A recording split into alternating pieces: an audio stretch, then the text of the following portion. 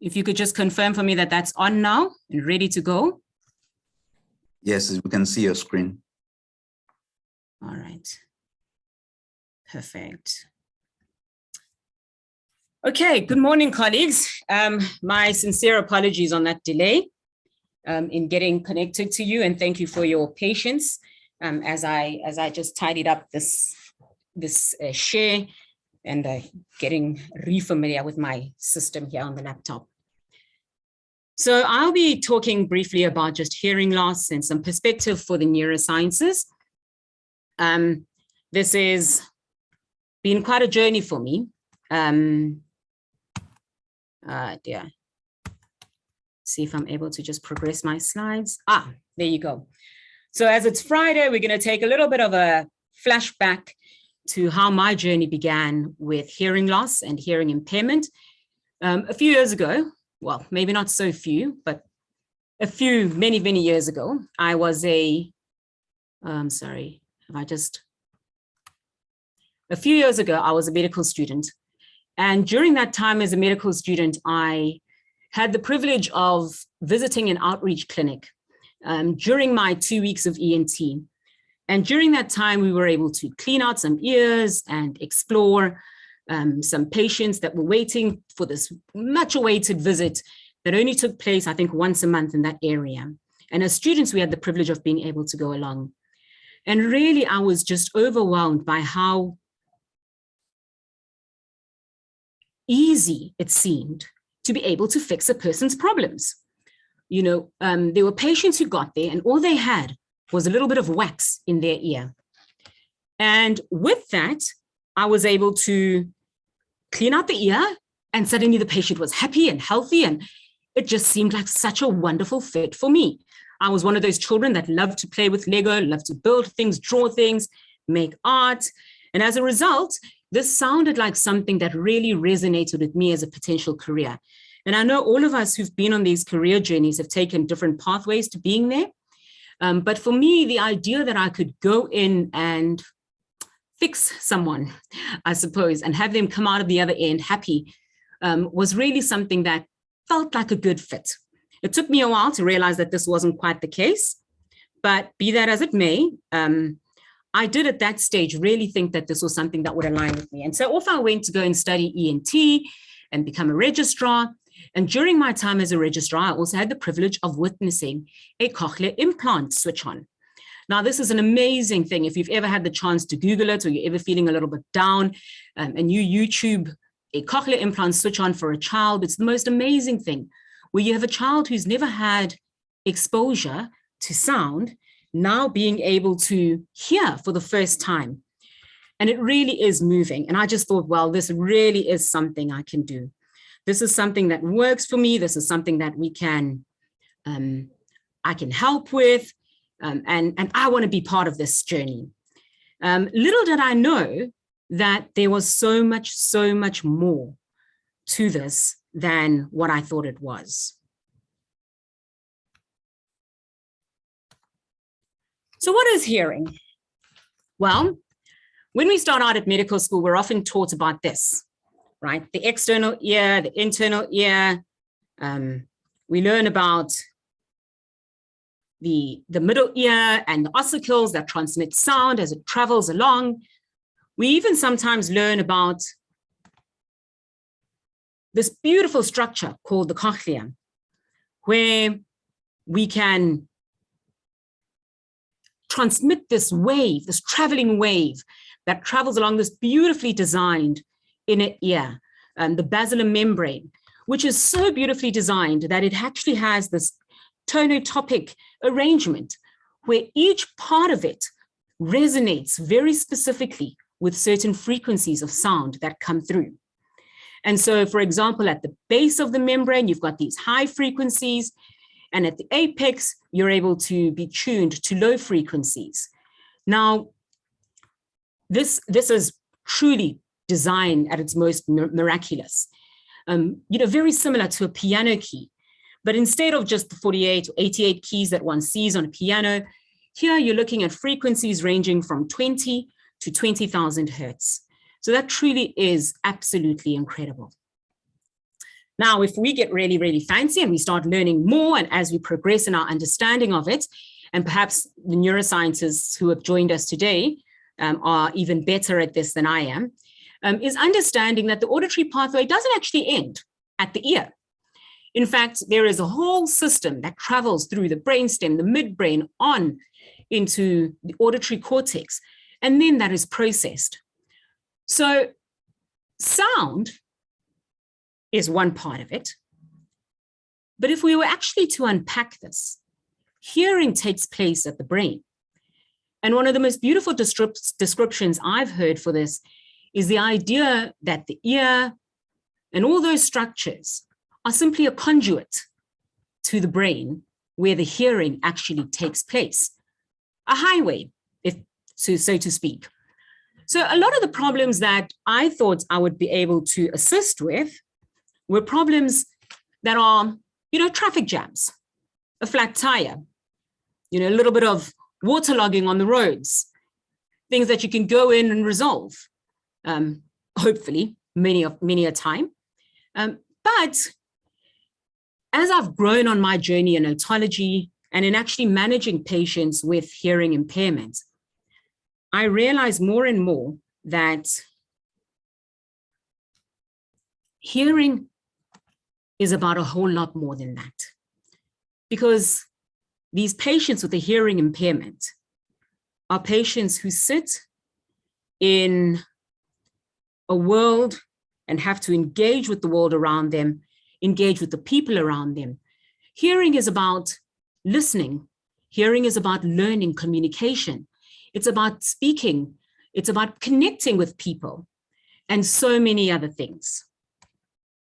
So I'm hoping today that with my brief talk, I'll be able to connect with you and just connect some of those dots that I only discovered a little bit later in my career. Hopefully I'll be able to share with you just some of the importance. I'm going to try not to take you too much on an anatomy and statistics driven presentation, and just carry a little bit on my own journey and some of the things that I felt were quite important.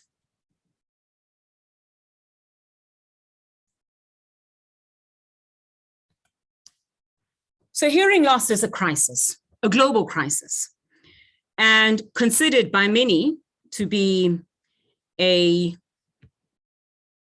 silent or invisible crisis.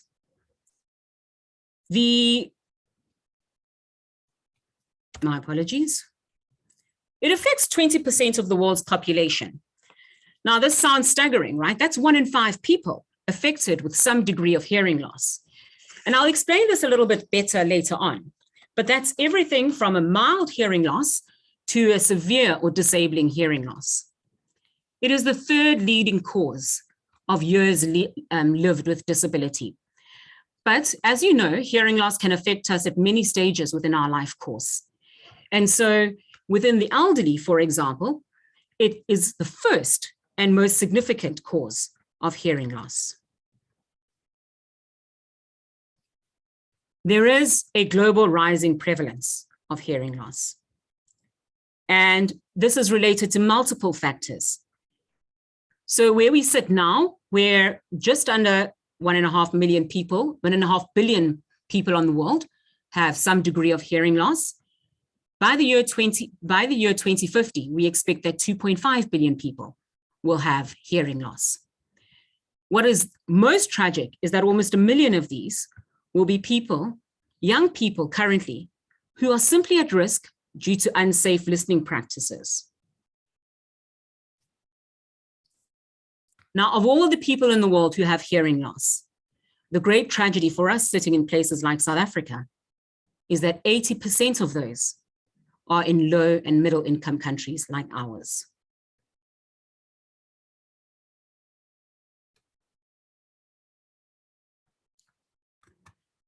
Let's get this going.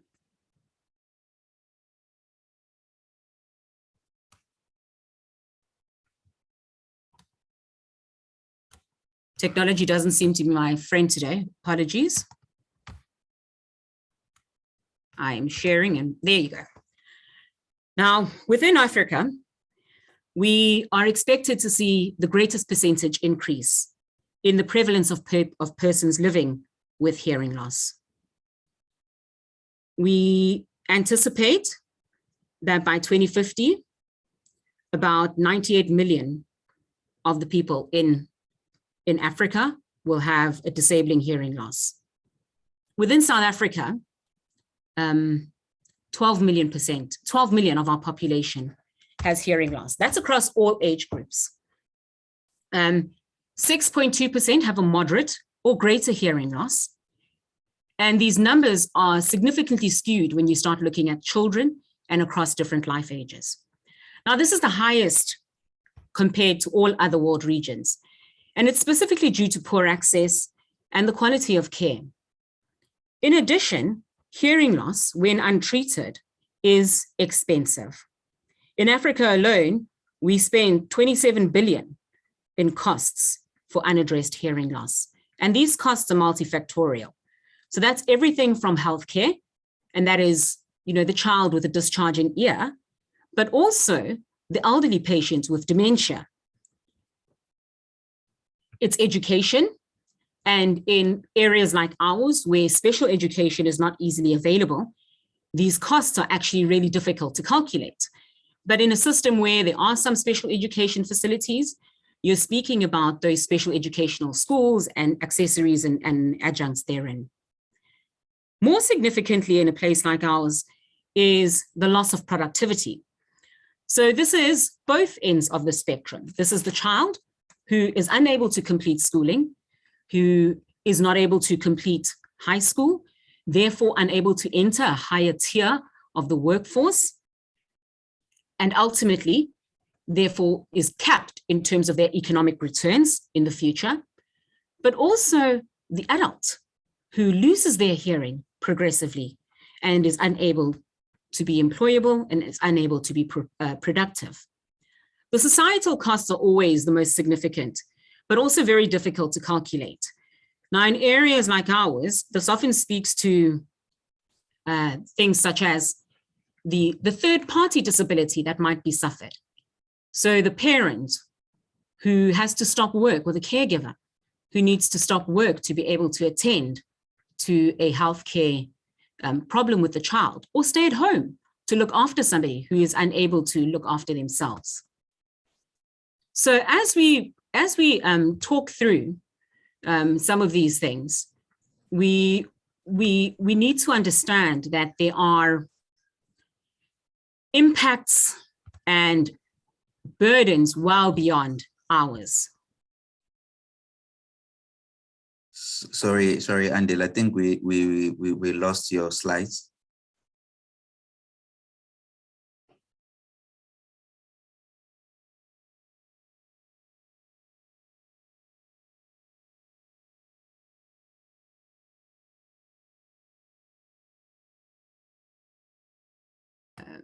Sorry, do you have anything now? No, nothing as yet. Okay, I'm seeing it on my side.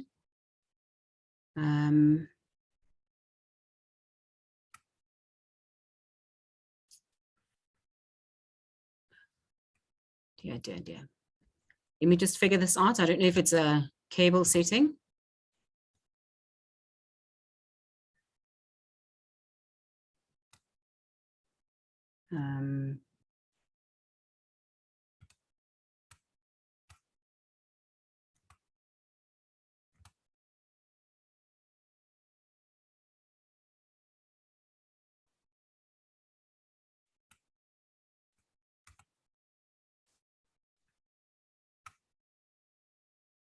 Is there still nothing?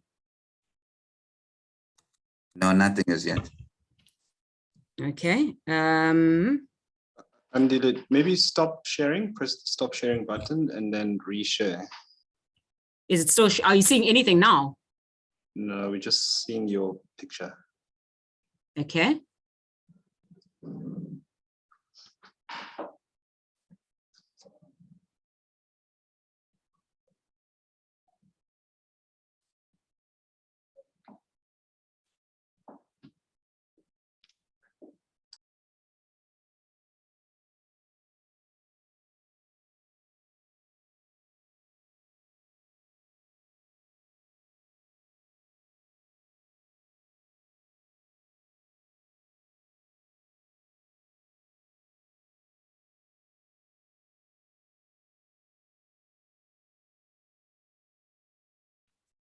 We can see it now.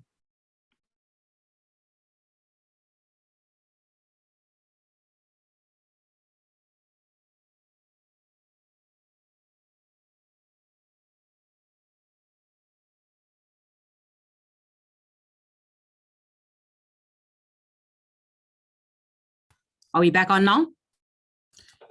No, it was back on briefly, then it disappeared again. Okay.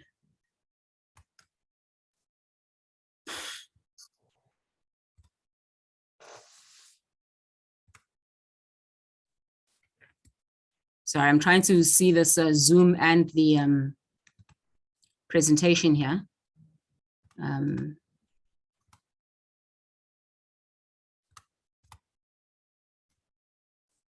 Okay. I'm going to give this one more shot and we'll take it from there. And from current slide. Oh dear.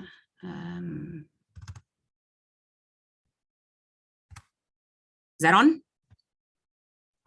Yes, it's on.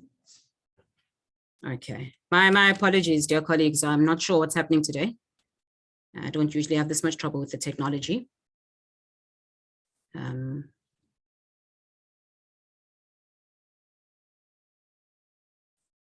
Okay.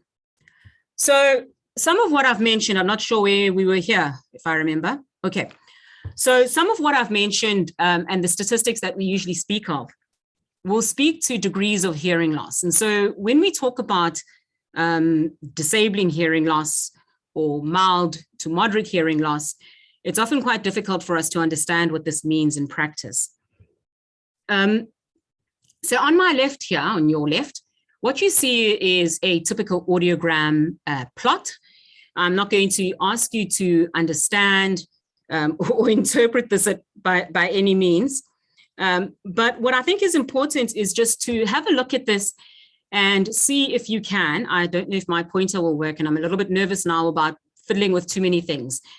But if you look at that curved diagram on the image there, what you see there is the normal range of hearing for speech. And that's where we normally communicate with the world around us. Now, across the left, so that y-axis that comes up there, you'll see these little numbers going from -10, 0, 10 to 20. And those are the degrees of hearing loss. That is a decibel scale. It is not a volume scale, it's an intensity scale. And it gives us an indication of loudness of sound. And what is defined as disabling hearing loss or is anything above 30 for a child. Now, if you look at that line where you get to the 30 and you plot across it, and you look at the picture plot of the sounds above it, that means that child is not hearing birds chirping, they're not hearing a whisper, and they're also missing out a lot of the background contextual noises that we hear. So this is, I find this quite helpful whenever I look at an audiogram to go back to this and kind of understand what that means. Sometimes people are given a number to say, you can't hear, you've got 40% hearing loss. I mean, that's always difficult for us in the functional spaces to understand what that means. And I'm going to try just now to share with you a little diagram or a little video of what that means. But I'm going to talk you through it first. So if you look at a mild hearing loss, if you have a child who has a 30 decibel hearing loss, and you're plotting that across here, a child with a 30 decibel hearing loss is missing about 25 to 40% of the speech that is around them. That's without any intervention. So that's no hearing aids, no technology, nothing to that effect. And that's obviously quite significant. As you move up that scale to, the 40% and that, obviously that child is starting to miss even more.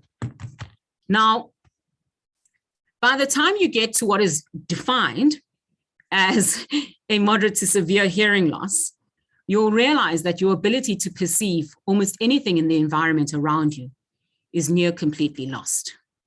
So let's hope that this little video, and forgive me, this might be exposing my age, but this is a Flintstones video. There are newer videos that you can use, and there are simulators that you can also use to explore what this means.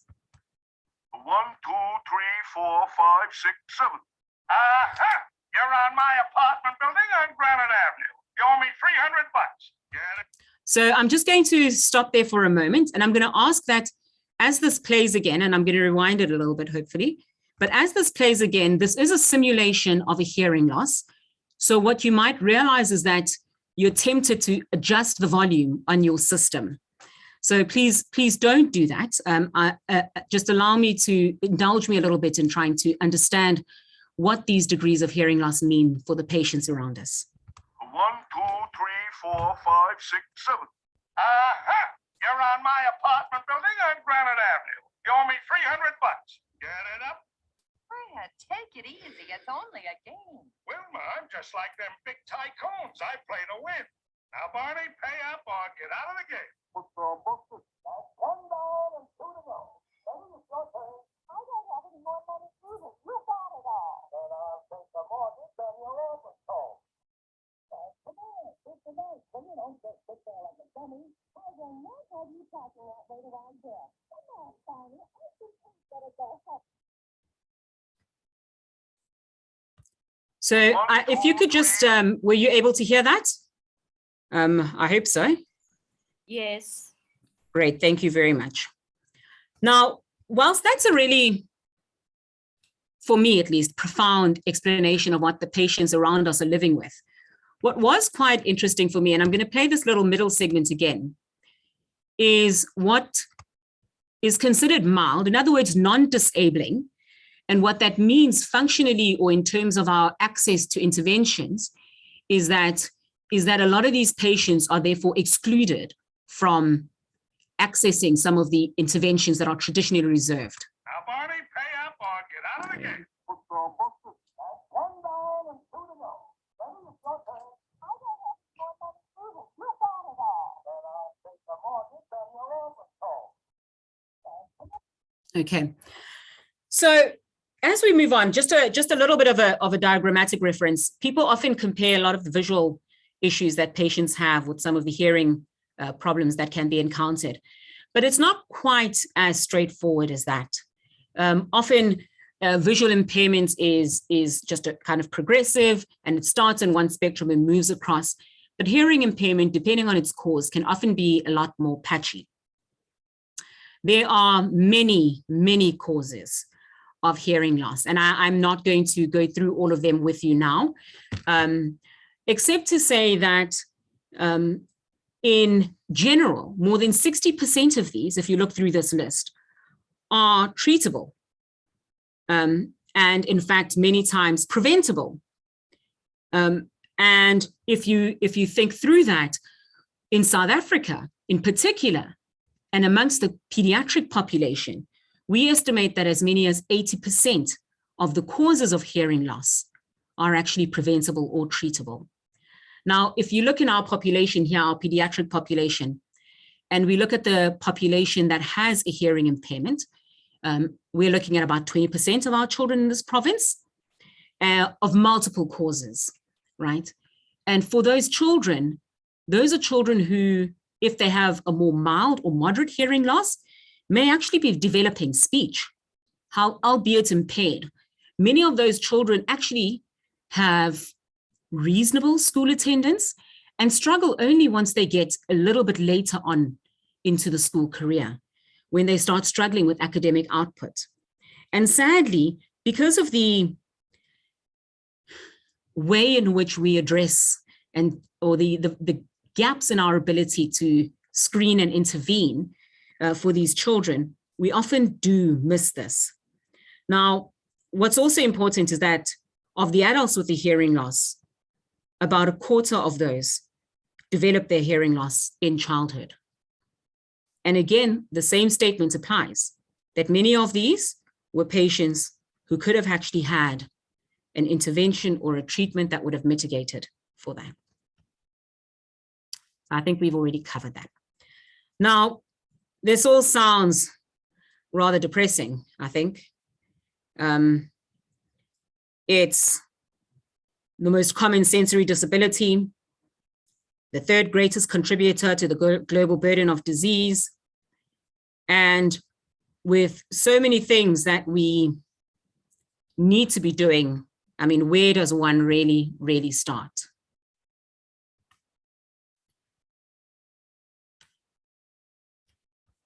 So I'd like to just run through with you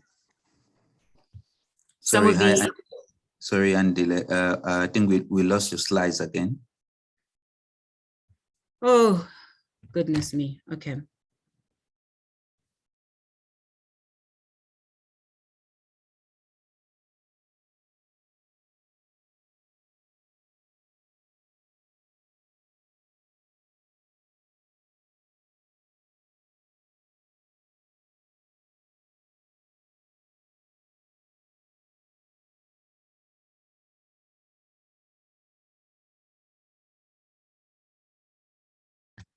My apologies. I'm going to try and see. I don't know if it's my PowerPoint or the system, but I'm just going to try and see if I can perhaps just save this as a PDF maybe and try and share it that way, because I really would hate for us to keep having this problem going through.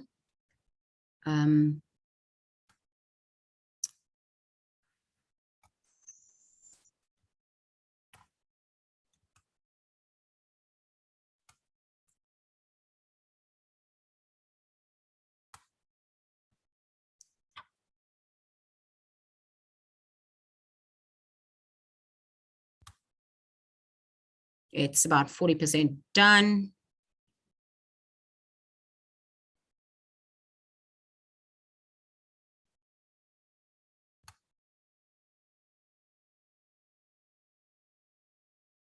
Okay.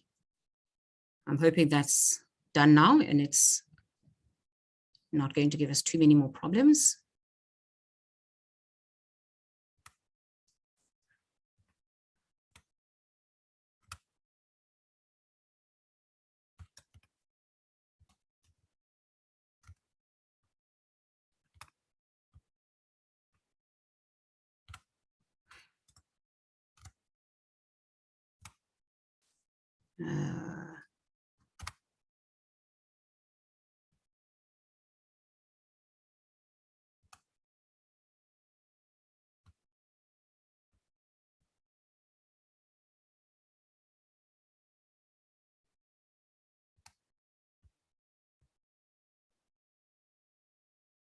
Nope, sorry, colleagues, it doesn't seem like it's come across.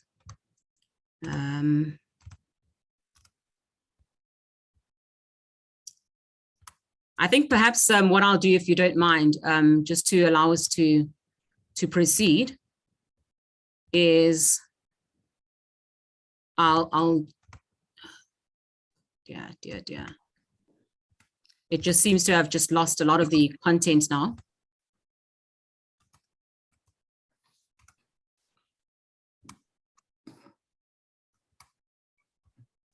And perhaps what I'll do is I'll just if you sorry Andy, if you email it to one of us and then we share it on your behalf, you think that would be easy?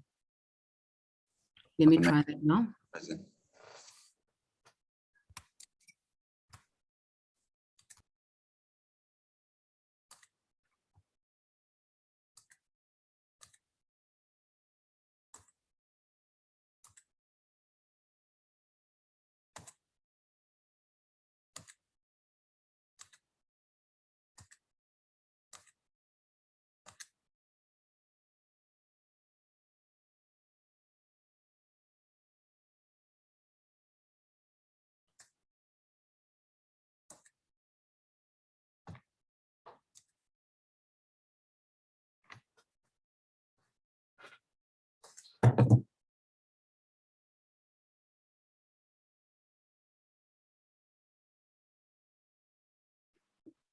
There you go. You're back. Am I back? Yay! I must apologize. This is certainly not common for me to have this many problems. Oh yeah, carry on. let's go back. All right. So I think just to, in the interest of time, because I see we're running close, is I just want to talk a little bit about the impact of interventions. I think I'll go back in our discussion a little bit to some of the other stuff, just so we make sure we don't miss it. But I'd like to talk to you about one of my patients. This is a patient who, his name has been changed, who presented at the age of 15 when I was still working out in Gwelazan. He was in grade 8. And for those of you who don't have children yet in high school, the expected age for a child to be entering grade 8 is 13. So he had repeated 2 grades and he'd been progressed. He'd never passed, just been progressed. He'd been a patient for a couple of years and received what is actually a relatively simple procedure in 2017. Now, what you see here, and if you just go back to what we discussed earlier about the degrees of hearing loss, is a child who, and the hearing threshold that this child had would be the bottom line in the middle diagram. So what you see here is a child who definitely qualifies as having disabling hearing loss, but within that category, this child had virtually no access to speech or the words around him, or the communications around him and what people were saying. On the right is his post-op picture. Now, we have a lot of problems when it comes to how we intervene for hearing loss. I think it might be the internet here at the medical school that will be the problem, because I see it's now starting to give me a network warning as well. So there are a lot of things that we can do. One of the things that we should be doing is awareness. And talks like this, when they work well and technology is on our side, are a great reason for that. The conversations that we can have across our disciplines really, really matter. Once we're able to be aware of what can happen, then we can start looking at how to assist our patients with diagnostic modalities. And I'm hoping that on this Zoom today, we've got some audiologists who will be able to, yes, I see we've got some really wonderful audiologists who've joined us today, who will be able to help out once we get to our Q&A, just to talk a little bit through some of the reasons and steps that can be taken to enable our patients to be diagnosed early, and some of the interventions that we can offer outside of traditional surgery. Now, once we get into that side, a lot of the problems is that people think that our technologies that patients need are expensive. So the spectrum of assistive technologies, particularly for hearing aids, for hearing, is everything from a simple hearing aid to a cochlear implant. Now, a hearing aid can be as little as 2,000 Rand, and a cochlear implant is about 250,000 Rand. And this is obviously quite significant when you're in a setting where the resources are quite restricted. However, the data is absolutely and uncategorically clear that if you spend that money early, the life course and the journey that the patient will take is significantly different. I think I'm quite heartbroken that some of that data is not able to be projected here today. So if you don't mind, I know that the meeting is being recorded, but if you pop me an email afterwards, I'll gladly share with you guys some of those trajectories and those parts on the impact of mitigating for the hearing impairment.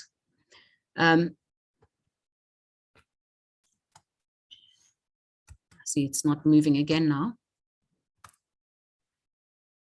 What we don't need, obviously, is, and I have nothing against the Starkey Foundation, by the way, but this is one of the problems that often happens in the field of hearing care, and often in the field of global health, is that people kind of helicopter in, introduce what they think is a kind of a one-stop fix and move on. And I know that it hasn't been quite adequate, but if anything, I was hoping to share with you the fact that there is so much more to hearing impairment than just the ear. I'm going to try and find that slide just now and share it with you. I'm just talking about, for example, the fact that in the elderly population, if you have a moderate hearing loss, your risk of dementia is 3 times that of the general population, of the population in your age group. If you have a severe hearing loss, your risk of developing dementia is more than 5 times that of the general population. And whilst there is a little bit of a chicken and an egg story about that, one also needs to realize that when we do intervene early, even for patients who present with dementia first, if we take the time to screen them on their journey in hearing and give them an intervention early, those risks do change. And so I really had hoped to leave you with that message, to talk about how we can change these trajectories. The fact that early identification matters. When we look at our young adults in the 18 to 65 age group, those with hearing loss have got a 3 times increased risk of psychosis, anxiety, depression, and that's all at mild to moderate level. And the more severe your hearing loss is, the greater those impacts are. So I wanted to, I'm not going to share this with you, the benefits and the risks and some of the stats, but I think maybe I'll end with this one here so that we actually get to what we can do. The hearing loss, even when it is functionally significant, can be missed and it can be masked. In the general setting, more than 60% is preventable or treatable, and that's across all age groups. In South Africa in particular, when we look at our children, more than 80% is preventable or treatable. Hearing loss is always more than just a problem with the ear. So early identification matters. Don't just ask if your patient has a hearing impairment. Also screen for it. And there are really easy questionnaires and tools that we can use for this. And also, if you have a patient who you think may have something that would be impacted on by the hearing, have them tested. Not only are there easy screening tools that we can use, so there's a great app called the Hear Who, and that's a WHO app. It is validated. There's a professional and general user version. It is free to download, and it works off your tablets. And it is a generally very good basic screening tool. And that's something that any practitioner, any healthcare worker can use to simply test somebody's hearing. Get a basic indication that may signal whether or not somebody needs a more robust test. Now, those of us working in the public sector are often constrained by the sense of futility when we're overwhelmed by the burden of the problem that we face. But there have been really great efforts made to increase the numbers of audiologists available within our public sector. And I think last year, more than 20 additional posts were created in KZN for audiologists. Now, this is not perfect because obviously all systems change requires infrastructure and equipment and all of that. But these are all good movements in terms of how we can address this problem. The other thing I'd just like to impart with you and just remind you of is that early intervention does change the journey for our patients. And also to ask you to just be an advocate for the patient and family-centered reasons that are so often discussed in disability and hearing impairment. Often in the spectrum of global health, we have a problem with the sense of futility of, well, does it really matter? What is going to happen to my patient on the other side of this? We're really proud as a department, ENT and audiology, that we've managed to launch the KwaZulu-Natal Auditory Implant Program. Now, this is new. I mean, up until last year, we were actually the only central hospital in the country which didn't have a cochlear implant program. Now, we still haven't done one, but we're working on it. And not only that, we were also the only province that had surgeons and audiologists who had the expertise, and speech therapists who had the requisite expertise and interest in this, who didn't have a program in the public sector. So for us, this is something incredibly significant that we've been able to do this. And I must just thank people like Zandi, who have really put so much effort into this. One of the key things with our program is also that we really focus a lot on being patient and family centered. And so whilst not every patient who comes through to us will get an implant, by any means, that's not the case for any public sector program. We are getting referrals where patients have been able to access other means of care. So the 5-year-old who was born deaf and has missed that optimal time for getting a cochlear implant can still be referred into systems and programs to maximize on their potential within the context that they're in. We're also trying to connect them with other families to create networks through organizations such as Thrive, to create networks of support for these patients. So I think in closing, I do want to thank you for your perseverance through these technical challenges. I'm going to try, if you do send me through or post on the chat your email address, to send through these slides so we can talk through them and you can have a look at some of the data. But I think in essence, for me, the purpose of this talk had been to just try and bridge that gap between the ear and the person living with that hearing loss. Some of you may know about Helen Keller. Helen Keller was a deaf and blind advocate for disability. She developed what we think was a meningitis or some CNS condition when she was about just under 2 years of age. And for about 7 years, she had no access to vision or hearing and was unable to communicate. She got a teacher, an absolutely incredible blind, partially blind woman who was able to help her learn to read, through Braille and communicate and actually speak. And together they traveled the world, including traveling to places such as South Africa. And she, if you ever have a chance to read about her or watch a movie about her, one of the profound things that she said that's really stuck with me is, she said, she was obviously living with blindness and deafness. And she said, my blindness separates me from things, but my deafness separates me from people.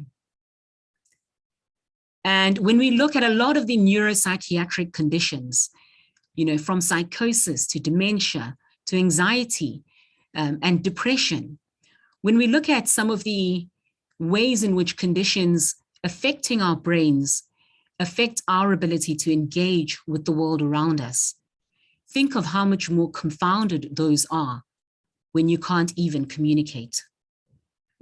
Imagine yourself sitting in a room where you can see that people are talking and speaking, but you're unable to engage with that.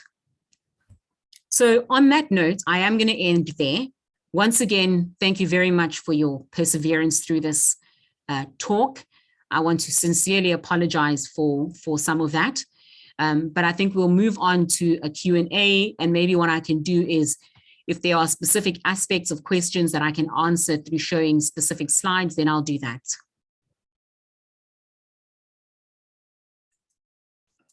Wow.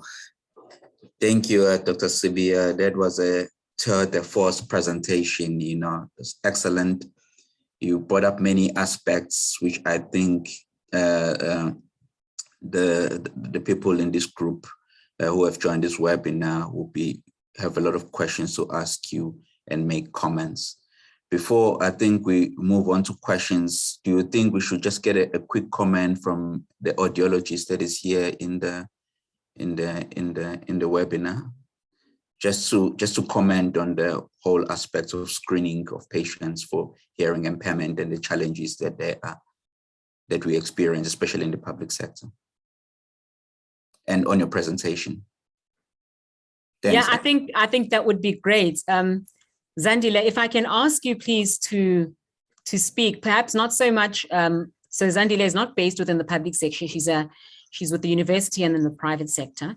But her passion really is around rehab. So I'm going to ask Zandile if you could perhaps just Andile, we've got join in. Ayanda here. Ayanda. Hi, Ayanda. So Ayanda is actually, so the Ayanda is screening also an person. audiologist on our program. And Ayanda has completed her PhD actually looking at universal hearing screening amongst newborns and children. And I think will be really able to help us and share a lot about some of the challenges that we have within our sector. She's actually done an audit of some of our capability and capacity within that system. I wanted to share some of your stats here. Actually, I had them, but I'll include those for whatever I send out later. Please go ahead, Ayanda. Good afternoon, everyone. Sorry, I wasn't expecting to be part of the people speaking in the seminar, but thank you, Dr. Sibiya. It was a very interesting and informative presentation. And I'm happy that it was done, because I think it's good that we're getting word out there on hearing prevention, especially in children. So in terms of newborn hearing screening, based on the research that I did, we found that most of the recommendations for South Africa was to actually do targeted hearing screening for children that fall under the high risk group. So these are the children that were in ICU, that are exposed to HIV and maternal HIV, and also the ones that have deformative and craniofacial deformities. So my study basically looked at it. So my study actually found that for our community and our context, we actually need universal newborn hearing screening, because the target population doesn't even account for 50% of children that are actually born with hearing loss. So we found that if children are screened before hospital discharge, then we are at a greater advantage of actually detecting all children that have a hearing loss, giving them a chance to actually receive intervention early and actually develop speech and language. So with the study findings, we found that the South African healthcare system does actually have a lot of rich or wealth in terms of the protocols and the systems that have been put in place. So we found that we can actually conduct or sort of implement universal hearing screening, where it could be done by the maternal nurse or volunteers, which is some of the things that we do discuss in the PhD and in the study. So we always find that we assume that we have a lot of resource constraints within our community, but if we do actually provide screening in the birth facilities, including the community health clinics where children are born, then we can actually address childhood hearing loss within our context. So basically that's a summary of what I found. Sorry, I wasn't prepared to actually talk about this. But for more information on the stats, people can feel free to contact me, and then I'm more than willing to share. Thank you so much for that, Ayanda, for sharing that. I just also wanted to just clarify one of the questions that was raised on the group, because I think it's important to highlight this. The question says, asks if I mentioned that 60% of hearing loss is treatable across all hearing groups. The question is, does this include over 80s? And the answer is most definitely yes. Now, treatable and preventable are part of the same package, but remember that for the advanced patients or the older patients, treatable includes something as simple as a hearing aid. But remember that there are many causes of hearing loss as well. And elderly patients may in fact have something as simple as wax impaction, which as they get older gets more difficult to clear. And we have patients who have profound functional impairment simply from something that could be removed in a couple of settings with an ENT or audiologist who's appropriately trained. The same applies to children, by the way, where when we do our school screening, I'll see if I can find the picture, but when we do our school screenings and we go out and we do our outreach and we do our school screenings, out of about 100 patients or children that we're able to assess, we pick up a hearing impairment usually in about 20% of them. But of those, almost always, about a quarter are things that we can clear there and then. A foreign body stuck in the ear for months and nobody even realized. Some of them have something as simple as an otitis media, and they need a trial of antibiotics or grommet. You know, some of them have other factors, of course, that need more intense and robust interventions. But the reality is most hearing loss can be prevented or treated. Wow. Thank you, Ayanda, and thank you, Dr. Sibiya, as well for that insight. One question that I wanted to know is especially Ayanda, well, Andile as well, you can answer this question. With school, I think you've touched on with regarding to assessment of hearing impairment in school-going children. Are children in rural schools able to get this facility available for them? Because I know in the suburban areas, I know with my children as well, they go to school and then on some specific days, they'll have somebody to come test their hearing and come test their eyesight as well, and you get a report back, you know. But is this easily accessible to all children across South Africa?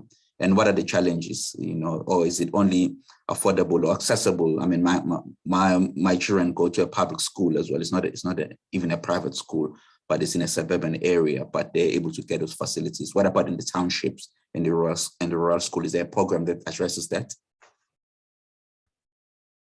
So I'll lead, and Ayanda, you can fill in if you think I've missed something. We actually have, you know, South Africa is well known for developing amazing policies.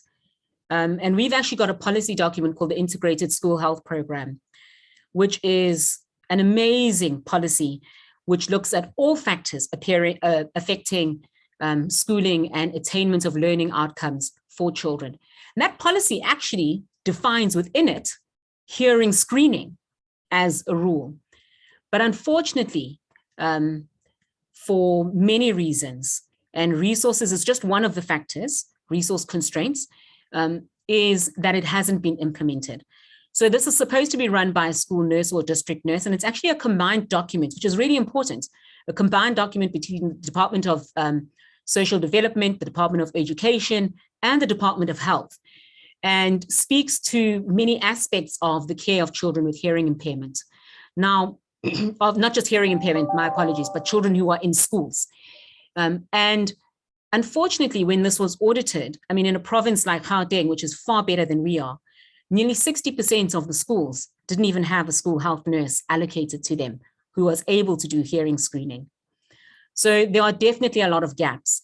And that is one of the pains of the system, right? Is that we sit, many of us, in positions of privilege where we can access these things for our children.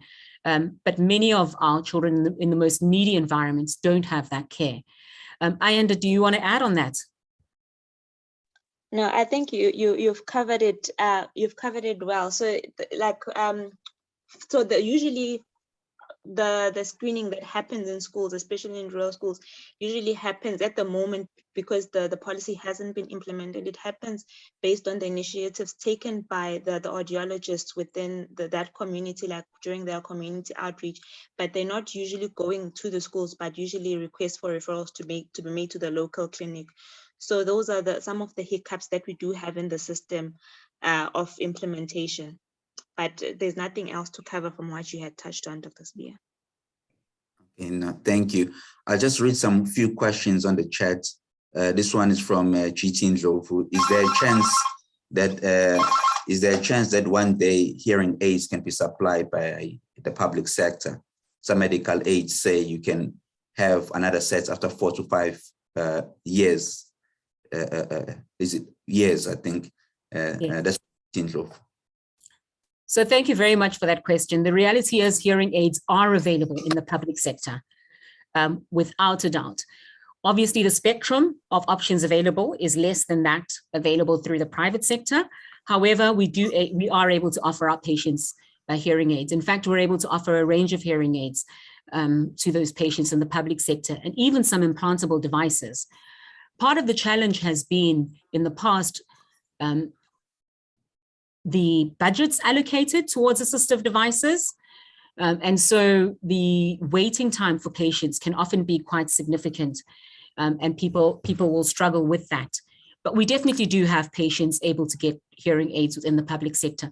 This year, 2021, was the launch of the World Report on Hearing from the WHO. And we've had a really wonderful buy-in from the South African government, particularly towards the access and availability of assistive devices. And this is something that I'm trying to remain engaged in terms of conversations with policymakers and policy implementers and budget deciders to make sure that some of these things are accounted for.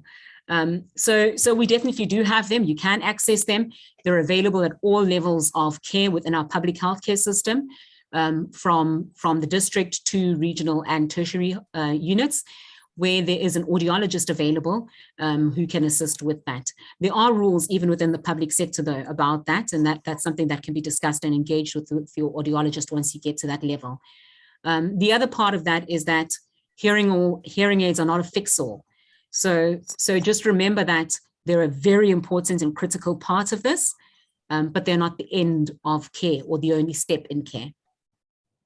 Thank you, Dr. Sibiya. I'll ask Prof. Kaliza maybe to unmute himself and ask his questions and for his comment as well. I see he posted a question on the chat, but if I can ask him to unmute himself, maybe comment and then ask his question. All right, no, thanks, Basil. Thank you so much, Andile. I think it was really interesting, and it's definitely something that we've overlooked, I think, in our research, certainly, and definitely in our clinical care.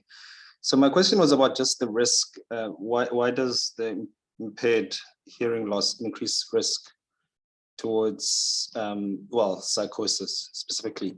Now, just wondering about whether is it because people, if you can't hear what people are saying, then you are more likely to be paranoid and think that they are saying horrible things about you, or is it more of a generic sort of just increased levels of stress that makes you likely to be psychotic? So perhaps because you can't hear things well and you are always on the edge, or perhaps you are trying to compensate for the hearing loss.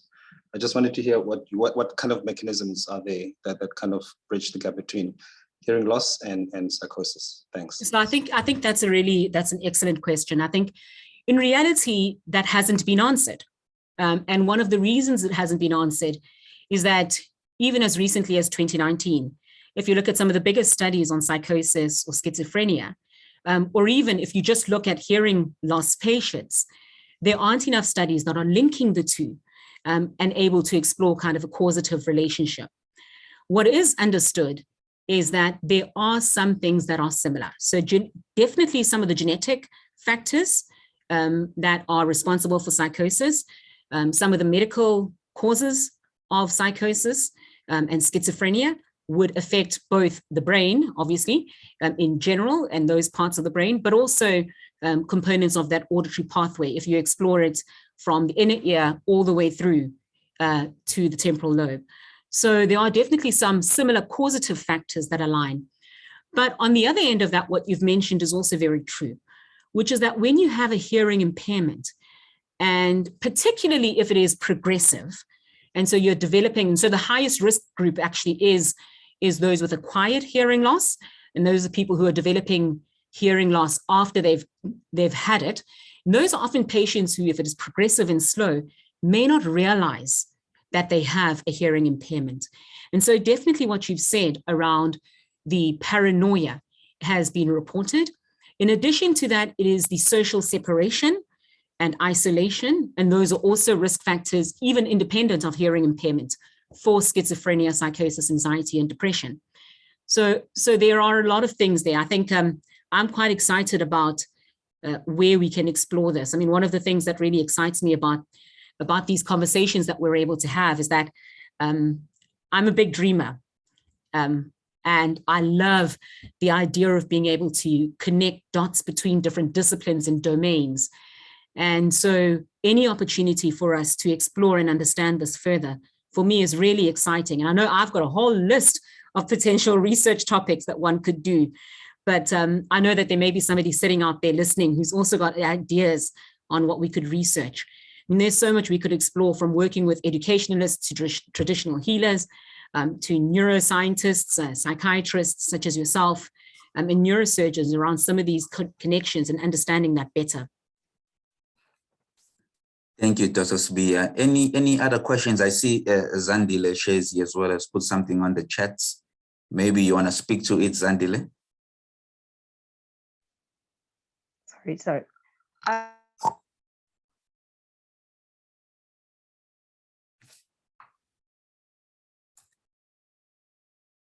Sorry, I wasn't planning on speaking to it, but it's absolutely fine. But I just wanted to allude everybody to the fact that in as much as we do have hearing aids and we do have these devices that are available for us, screened our patients and then they got like implants, whatever device that we give them, that alone doesn't actually sort out the problem that they're presenting with in terms of the issues or problems or challenges that they experience as a result of the hearing loss. What is important is to also add in intervention where they, attend all rehabilitation and they are assisted in terms of using their devices appropriately and learning all over again how to hear and how to come back into the hearing world and be part of that world. So just fitting the hearing aids alone and cochlear implants doesn't do the patients justice. But what is important is that they also need to be included, for oral rehabilitation services as part of the intervention plan. Thank you. Thank you, Andile. Dr. Taylor has asked, if you don't mind, Dr. Taylor, if I read your question for you, is what interventions are available for the elderly population who's often neglected, because aging is associated with hearing loss? So that's his question. Yeah, that is definitely an important question. So in terms of interventions, I would say that the first thing before we even get to interventions is the early diagnosis. Because it is very clear that the earlier we pick up these patients, the more options we do have for intervention.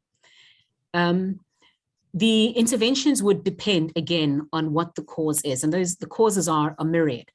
Now, with age-related hearing loss alone, if that is the only cause, and that is a neurodegenerative component to it, definitely at certain spectrums of that journey, a hearing aid makes a difference. But there is no age limit on something such as a cochlear implant.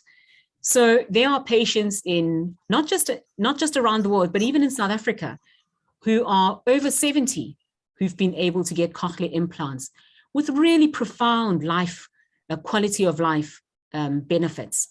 Because if 70 is not 70 to everybody else. And if you've got a really active, robust 70-year-old who is engaged in their community and society, allowing them to function at their peak is not quite like giving them a set of spectacles, but certainly offering them that option is also really important. So it is really like, this is somebody who cannot see, what can I do to help? And if spectacles can help, there are assistive devices that can help too. Of course, that is qualified by what Zandi has said, which is that there is a rehab side to that, where you maximize on the benefits of those technologies and how that patient can then use those technologies in conjunction with other tools to mitigate for the impacts of that hearing loss. Thanks, Dr. Sibiya. I think we're running out of time. We're already 12 minutes past 1. Just one last question for me quickly. I mean, in modern clinical practice, what is the value of the tuning fork? That's for registrars, is it still important in trying to assess and localize the ear that is affected, the deaf ear, or you think we should not focus on that now and just move into more specialized tests that are available to us? We think that still has a value? Because I know many exams in patient with a vestibular schwannoma. I mean, sometimes you'll be given a tuning fork to then demonstrate, any localizing features. So what's your thought process around it? So that's a really controversial question and a great one. In fact, it's something that's even in ENT circles, in the academic circles and on examiners' boards, is something we often debate amongst ourselves, is to say, well, what is the validity of this? How does this reflect on the other side? I would say that it is a really important adjunct. Now, this is my personal opinion, is that it's a really important adjunct, because your clinical expertise and tools should never be replaced by tests. What should be happening is that you should be balancing what I'm doing as a clinician with the test results that come out. Because I know you've probably had this experience, and many of you have had an experience where you send somebody for an investigation and what comes back does not match what you found at the bedside. And that's important. That's important because often that's how we make those correlations. That's how we find the patients that would otherwise be missed. That's how we find the malingerers or the patients with more different types of disorders. So I think it's a really important clinical tool. It is something that I continue to use and I continue to teach. But if you sit within the audiology context, I know that they've shifted away from that quite a lot. But it is an adjunct to all the other modalities that we have available. Thank you, Dr. Sibiya. Thank you. This was an excellent webinar and very insightful. I learned a lot of aspects related to hearing impairment, and I think it's been a learning experience for all of us who joined this webinar. So with that, thank you everybody for joining us, and thank you for the wonderful questions and comments, and we'll catch you in the next webinar. Thank you, everybody. Have a great. Thank you very much. Bye-bye.